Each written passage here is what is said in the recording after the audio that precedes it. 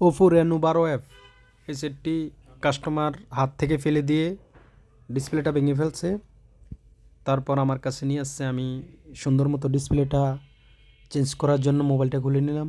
খুলে স্ক্রুগুলো খুলতেছি, কারণ এই সেটগুলো হাত থেকে পড়লে বা পানিতে পড়লে ডিসপ্লেগুলো সমস্যা হয়। তা না হলে এই ডিসপ্লেগুলো লং টাইম ইউজ করা যায়। তারপরে সেটটি সুন্দর মতো খুলতে হবে, কারণ একটা স্ক্রু বাকি থাকলেও এটা খোলা যাবে না। তো তারপরে সিমটিটা খুলতে হবে।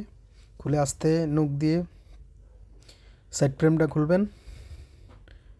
খোলার পর ব্যাটারিটা ডিসকানেক্ট করবেন।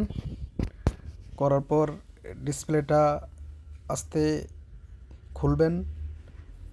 ডিসপ্লেটা খোলার পরে অন্য একটি ডিসপ্লে লাগাতে হবে। আমার কাছে যে ডিসপ্লেটা আছে এই ডিসপ্লেটা কোয়ালিটিফুল দেখতেছেন। এটাতে ফিঙ্গার কাজ করবে 100-100 ফিঙ্গার কাজ করবে। কালার রেজুলেশন, ব্রাইটনেস, টাচ সব কিছু ভালো পাবেন। তাই আর দেরি না করে আজই আমাদের সাথে যোগাযোগ করুন মোবাইলের যে কোনো সমস্যার সমাধান করতে।